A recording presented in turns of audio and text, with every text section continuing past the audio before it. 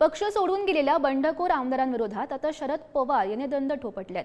अजित पवार यांच्या आमदारांविरोधात तरुण उमेदवार रिंगणात उतरवणार असं समजतंय। मावळ तालुक्यात शरद पवार यांच्या पक्षातील कार्यकर्त्यांनी जोरदार तयारी सुरू केली आहे। अजित पवार यांच्या पक्षाकडून सुनील शेळके यांचं नाव निश्चित मानलं जात आहे। शरद पवार यांच्या पक्षाकडून दत्ता पडवळ हे इच्छुक असल्याचं सध्या समजतंय। आमच्यासारख्या कार्यकर्त्यांना ती एक सुवर्ण संधीच असेल, कारण साहेबांनी ज्या दगडाला शेंदूर लावला त्याचा देव झालेला आहे। आणि आत्ताच्या मागल्या लोकसभेला पाहिलं तर चांगले शेतकऱ्यांचे पुत्र, गोरगरिबांचे पुत्र खासदार झालेले आहेत। माझ्यासारख्या शेतकऱ्याच्या मुलाला जर साहेबांनी तिकीट दिलं तर मी लढण्याच्या तयारीत आहेच आहे।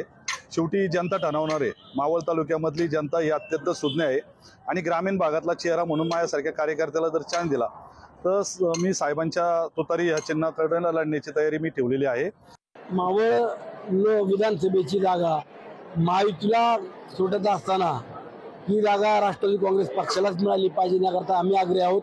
तसंच महाविकास आघाडीला देखील ही जागा सुटत असताना राष्ट्रवादी काँग्रेस पक्षाला म्हणजे तुतारीला ही जागा मिळावी अशा पद्धतीने आदरणीय साहेब किंवा त्यांच्या पक्षातील प्रांत अध्यक्ष ही मागणी करत असावेत।